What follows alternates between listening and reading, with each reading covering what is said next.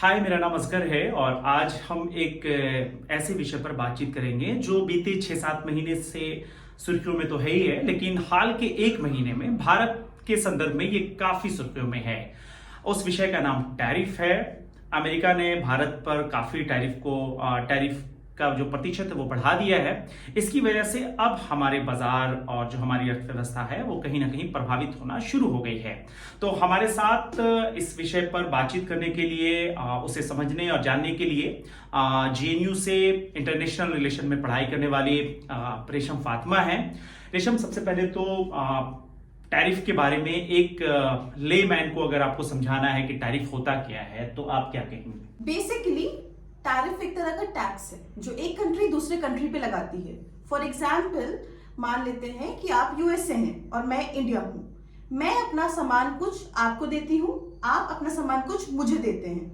तो आप अगर मेरे ऊपर टैक्स लगा दें कि तुम्हारे कंट्री से अगर कोई भी सामान हमारे यहाँ आएगा तो हमारी बाउंड्री पे आते ही उसका दाम बढ़ जाएगा इतने प्रतिशत, इतने परसेंटेज में, तो उस चीज को टैरिफ कहते हैं।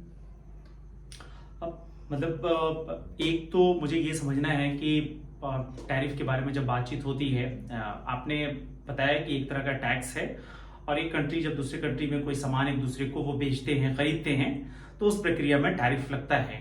तो मैं सबसे पहले ये समझना चाह रहा हूँ कि ये भारत पे जो अमेरिका ने टैरिफ बढ़ाया है और 50% कर दिया है। शुरू में 25% टैरिफ था, उसके बाद अमेरिका जो है वो भारत को थ्रेट करता है कि एक वजह बताता है कि आप रशिया से तेल खरीद रहे हैं ज्यादा, उस वजह से हम आप पे टैरिफ बढ़ा रहे हैं।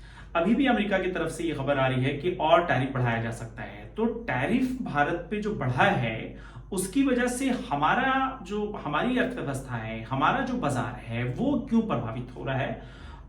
बिल्कुल, देखिए अब हम ग्लोबलाइज्ड वर्ल्ड में रहते हैं। सारी कंट्री एक दूसरे के साथ ट्रेड करती है, हम भी बेशक करते हैं। तो मान लीजिए हमारी कंट्री से बहुत सारे लोग एक्सपोर्ट करते हैं। एक्सपोर्ट का मतलब है यहाँ से दूसरी कंट्री में सामान भेजते हैं, बेचने के लिए कारोबार करते हैं बेसिकली। तो अब यहाँ के जो लोग हैं, अगर वो मान लीजिए एक फोन बना रहे हैं, एक एग्जाम्पल ले रहे हैं हम फोन का, तो फोन बना रहे हैं, अब वो यूएसए भेजते हैं, तो अगर ज्यादा टैरिफ लग जाएगा तो वो महंगी हो जाएगी चीज और वहां पर लोग नहीं खरीदेंगे, तो ऑब्वियसली हम नुकसान में रहेंगे ना। इसके लिए कंपटीशन भी आता है, ग्लोबलाइज वर्ल्ड में कंपटीशन भी होता है 2 कंट्री 3 कंट्री में। तो एक बहुत अच्छे एग्जांपल से मैं आपको समझाती हूँ। बासमती राइस का एग्जांपल लेते हैं। पाकिस्तान भी एक्सपोर्ट करता है यूएसए, हम भी एक्सपोर्ट करते हैं यूएसए। अब मान लीजिए $1, आपको एक एग्जांपल दे रहे हैं ये कि $1 में इंडिया एक्सपोर्ट करता है यूएसए और $1 में पाकिस्तान एक्सपोर्ट करता है यूएसए। अब पाकिस्तान पे टैरिफ लगा हुआ है 19% का और इंडिया पे लगा हुआ है 50% का। तो वो $1 का जो बासमती राइस है वो जब यूएसए पहुंचता है तो वहां की मार्केट में वो $1.5 का हो जाता है, 1.5 जो कि डॉलर हो जाएगा, क्योंकि 50% टैरिफ लग रहा है। मगर वही जो बासमती राइस है जो पाकिस्तान एक्सपोर्ट कर रहा है यूएसए में, तो वो वहां पर $1.19 का होगा, क्योंकि वहां पर उसका जो टैरिफ लग रहा है वो सिर्फ 19% लग रहा है। तो वहां के लोग कौन सा राइस खरीदेंगे, आप बताएं मुझे, जो ऑब्वियसली सस्ता होगा उनके लिए, तो 1.19 वाला खरीदेंगे। तो हमारे जो यहाँ पर फार्मर्स हैं, जितने भी ट्रेडर्स हैं, तो वो लॉस में रहेंगे ना। उनका सामान जब बिक्री ही नहीं होगा, पूरी इकोनॉमी किस चीज पे चलती है? मैं सामान दे रही हूँ, आप खरीद रहे हैं। जब खरीदार नहीं होगा क्योंकि सामान महंगा हो जाएगा, तो ऑब्वियसली हम लॉस में जाएंगे, इकोनॉमी हमारी डिस्टर्ब होगी। तो ये है पूरा टैरिफ का, जिससे हमारी इकोनॉमी डिस्टर्ब हो रही है। क्यों हम कंसर्न्ड हैं कि इतना टैरिफ यूएसए लगा दे रही है, इसलिए हम कंसर्न्ड हैं। एक और बात आ रही है बार बार कि यहाँ के जो लोग हैं, खास करके जो सत्ता पक्ष है और विपक्ष ये कह रहा है, और भी कई लोग ये बातें कह रहे हैं कि भारत को भी टैरिफ बढ़ाना चाहिए अमेरिका पर। और जब अमेरिका टैरिफ बढ़ा रहा है तो वो ये एक बात और कह रहा है कि ये तो कुछ नहीं है जो भारत हम पर टैरिफ लगाया हुआ है। भारत हमसे ज्यादा जो है वो टैरिफ भारत ने बढ़ा रखा है अमेरिका को लेकर के। तो ये सबसे पहले तो ये सच्चाई बताए कि क्या सच में भारत ने भी बहुत ज्यादा टैरिफ बढ़ा रखा है, और अगर बढ़ा रखा है तो क्यों बढ़ा रखा है? देखिए, एक फर्क होता है डेवलपिंग कंट्री और डेवलप्ड कंट्रीज का, जिसको कि हमारा वर्ल्ड ट्रेड ऑर्गेनाइजेशन भी रिकॉग्नाइज करता है। वो कंट्रीज तो ये सच है कि भारत में टैरिफ जी ज्यादा जी, है? हाँ। बिल्कुल, क्योंकि डेवलपिंग कंट्रीज की जरूरत है, नीड है। अगर वो टैरिफ नहीं बढ़ाएंगे ज्यादा, तो बाहर से जो सामान आएगा वो हमारे यहाँ के लोग खरीद लेंगे अगर वो सस्ता होगा। यहाँ के लोग कैसे ग्रो करेंगे? एक डेवलपिंग कंट्री, क्योंकि लोगों का ग्रो करने का मतलब है कंट्री का ग्रोथ। तो अगर यहाँ के लोग ग्रोथ नहीं करेंगे, बाहर से सामान आ रहा है, मान लीजिए चाइनीज मोबाइल आ रहा है, वो सस्ता आ रहा है और वो लोग खरीद ले रहे हैं, और इंडिया में कुछ भी मैन्युफैक्चर मोबाइल करने की कोशिश भी कर रहे हैं, तो वो ऑब्वियसली मैन्युफैक्चरिंग महंगी होती है, R&D होता है, रिसर्च एंड डेवलपमेंट होता है, बहुत सारी चीजें होती हैं, तो वो महंगा बन के आता है, वो 10,000 में आ रहा है। बट एक चाइना से मोबाइल जो हम इंपोर्ट कर रहे हैं, मतलब चाइना एक्सपोर्ट कर रहा है, तो वो 5,000 में मिल जा रहा है। तो लोग तो ऑब्वियसली सस्ता खरीदेंगे ना, क्योंकि मार्केट या इकोनॉमी तो इसी चीज पे वर्क करती है कि जो भी जो बायर होते हैं वो सस्ता प्रोडक्ट चाहते हैं, तो वो लेंगे। तो हमारी कंट्री ग्रो नहीं कर पाएगी। तो डेवलपिंग कंट्रीज को ये कुछ जो एक प्रोविजंस दिए गए हैं या फायदे दिए गए हैं कि ठीक है, नियम है क्या? जी बिल्कुल है। उस बारे में थोड़ा बताएं, वो कहाँ से है वो नियम? मतलब बेसिकली WTO के रूल्स हैं कि अगर डेवलपिंग कंट्रीज चाहे, उसके बहुत सारे रूल्स आते हैं, बहुत सारे डिफरेंट प्रोडक्ट्स के लिए रूल्स आते हैं, बहुत सारी चीजें, तो वो डेवलपिंग कंट्रीज को इतने बेनिफिट्स देने पड़ेंगे, क्योंकि US हो गया या UK हो गया, उन सब ने हमेशा से सारी कंट्रीज पे राज करा है और उनको डेवलप नहीं होने दिया है, बल्कि खुद को डेवलप कर लिया है। और पोल्यूशन हो गया, सारी चीजें उन्होंने कॉज करी है। तो ये सारी चीजें, क्लाइमेट भी जो भी रूल्स आते हैं, उसमें भी डेवलपिंग कंट्रीज को कुछ प्रोविजंस में फायदा मिलता है, ज्यादा मिलता है, क्योंकि हमने इतना क्लाइमेट को पोल्यूट नहीं करा है, इतना डेवलप करके, इंडस्ट्रियलाइज करके आपने करा है, तो अब हमें भी तो ग्रोथ। तो इंडिया जो है वो डेवलपिंग कंट्री है। जी, इंडिया डेवलपिंग कंट्री है। अभी मोहन भागवत जो RSS के चीफ हैं, जो सर संचालक हैं, उन्होंने भी अपने एक 100 साल का, जब 100 साल RSS को हो गया, उस वर्ष जयंती के दौरान जो है मोहन भागवत ने कहा कि भारत को आत्मनिर्भर बनना चाहिए। और वो ये कह रहे हैं कि मतलब दूसरी कंट्री से बिल्कुल एक दूसरे से कारोबार होना चाहिए, लेकिन ज्यादा से ज्यादा हम खुद मेड इन जो इंडिया वाली बात है, प्रधानमंत्री मोदी ने भी यही नारा दिया था, और मतलब खुद बनाएंगे और बाजार ऐसा तैयार करेंगे कि हमें किसी को देने की जरूरत नहीं, हम खुद यहाँ बेचेंगे और खरीद, मतलब भारत में ही वो ज्यादा बिक्री होगा और भारत में ही बनेगा। ये बात पहले भी उठी, मतलब स्वदेशी प्रोडक्ट की जो बात आती है, और गांधी जी ने भी इस चीज पे जोर दिया एक जमाने में कि स्वदेशी, तो उसमें दोनों बातें आती है कि यही तैयार भी होगा और यही खपेगा भी, वो है ना, उसकी खपत भी यही होगी। तो क्या आज के संदर्भ में ये चीज नहीं की जा सकती है? हम जो अमेरिका पे, UK पे, इन सारे देशों पे जो निर्भर हैं कि हम यहाँ से भेजते हैं अपने सामानों को, हम वैसी नौबत ही नहीं आने दें, यही उसका मतलब उपयोग हो, उसका खपत हो, तो ये टैरिफ से तो कम से कम बच सकते हैं ना? देखिए, इसका हमारे पास एक बहुत बड़ा जो एग्जाम्पल है, सबूत है, हम ऑलरेडी इन सारी चीजों में फंस चुके हैं। थ्योरेटिकली बहुत अच्छा लगता है आत्मनिर्भर भारत, बिल्कुल सेल्फ रिलायंट होने में और इंडिपेंडेंट होने में बहुत फर्क है।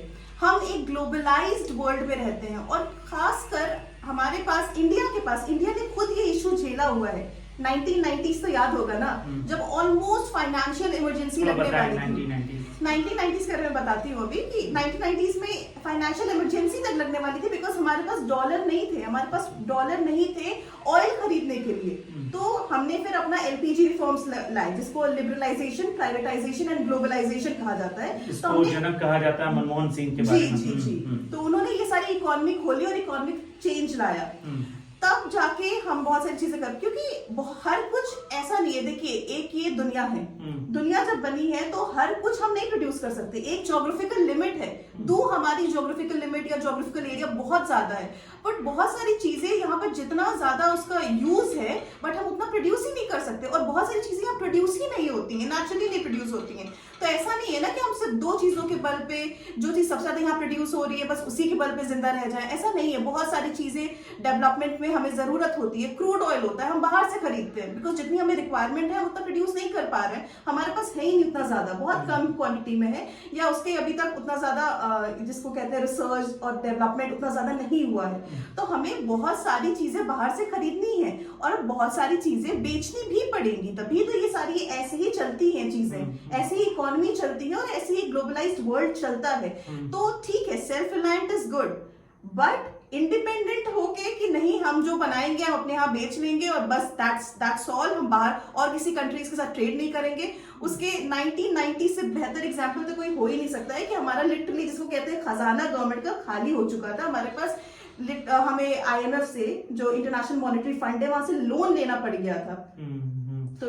तो इसके बाद से क्या हम एक दूसरे मतलब कंट्री से जो है ट्रेड अपना वो बढ़ा दिया था, ये जो 1991 जी LPG रिफॉर्म्स इसीलिए आए थे, लिबरलाइजेशन, प्राइवेटाइजेशन एंड ग्लोबलाइजेशन। तो उसमें बहुत सारे चेंजेस आए थे। एक तो हमने इंटरनेशनल ट्रेड बढ़ गया था हमारा, वो ओपन हो गया था, बेसिकली पहले क्लोज्ड इकोनॉमी थी, अब हम फिर ओपन इकोनॉमी हो गए और ग्लोबलाइजेशन बढ़ा, प्राइवेटाइजेशन हमने ज्यादा करा ताकि बाहर की जो कंट्रीज की बड़ी बड़ी कंपनीज है वो इंडिया में आके बस सकें, और यहाँ कैसे वो जब बस रही है कंट्रीज यहाँ पर एस्टैब्लिश हो रही है, इंडस्ट्रीज यहाँ पर एस्टैब्लिश हो रही है, तो यहाँ के लोगों को एम्प्लॉयमेंट भी जनरेट हो रही है। तो बहुत सारे चेंजेस आए उसके बाद। तो एक बात आप और कह रही थी जब हम लोग ये प्रोग्राम करने के बारे में चर्चा कर रहे थे, तो आपने कहा कि हमारे पास किसी चीज को खरीदने के लिए, जब हम दूसरी कंट्री से कोई चीज खरीदते हैं तो हमारे पास डॉलर होना चाहिए। तो डॉलर भी एक बड़ी मजबूरी है कि आपको ट्रेड करने पड़ेंगे, आपको एक दूसरे कंट्री से ट्रेड करने पड़ेंगे, बिकॉज आपको हर चीज लेने के लिए डॉलर होना चाहिए, और डॉलर तभी होगा जब आप एक दूसरे से ट्रेड करेंगे। बिल्कुल बिल्कुल। मान लीजिए हम दुबई से ऑयल खरीदते हैं या ईरान से या कहीं से भी ऑयल खरीद रहे हैं, तो वहां के रियाल में नहीं खरीदते या वहां के करेंसी में नहीं खरीदते, हम कुछ भी खरीदते हैं तो हमें डॉलर देना पड़ता है। ये पूरा वर्ल्ड का यही सिस्टम है। हम इंटरनेशनल एक तरह से करेंसी मान लीजिए उसको कि डॉलर है, कि हम कुछ भी लेते या देते हैं तो वो डॉलर में, तो जब तक हम यहाँ से बाहर बेचेंगे नहीं और हमारा डॉलर हमारे पास होगा नहीं तो फिर ट्रेड नहीं चल पाएगा। सो डॉलर इज इम्पोर्टेंट ऑब्वियसली, तभी तो हमारे पास 1990s में, जो मैंने आपको इससे पहले एग्जांपल दिया कि हमारा खजाना खाली हो गया था, डॉलर नहीं थे हमारे पास कि हम बाहर से ऑयल ले पाए। तो टैरिफ, आपकी बातचीत से यही समझ में आया कि टैरिफ एक तरह का कर है जो अमूमन एक कंट्री दूसरे कंट्री पर लगाते हैं, और जब टैरिफ बढ़ जाता है तो जो सामान आप बेच रहे हैं, मान के चलिए कि हम अमेरिका जो है वो हम लोग मार्केट में जाते हैं तो अमेरिकन सेब होते हैं, फ्रूट्स खरीदने के लिए जाते हैं, वो काफी महंगा होता है, तो यानी उस पर टैरिफ काफी बढ़े हुए हैं, इसलिए वो महंगा। एक बात बोलना चाहूंगी कि गवर्नमेंट चाहेगी ना कि हमारी कश्मीर या हमारे शिमला हिमाचली एप्पल ज्यादा यहाँ पर लोग खरीदे। मैं मार्केट में जाऊंगी तो एक बीइंग एन इंडियन और चीजें होनी चाहिए हमारे पास। हम पहले क्या होती है, प्रायोरिटी होता है सस्ता और अच्छा, बट अगर हमारा प्रोडक्ट बहुत महंगा होगा, उससे सस्ता हमें बाहरी प्रोडक्ट मिल जाएगा और हमें चमकीला और अच्छा दिखेगा, हम वो खरीद लेंगे। तो गवर्नमेंट चाहती है कि हमारे हिमाचल के जो फार्मर्स हैं या जम्मू एंड कश्मीर के फार्मर्स हैं उनको बेनिफिट हो, उनकी चीजें यहीं पर बिकें।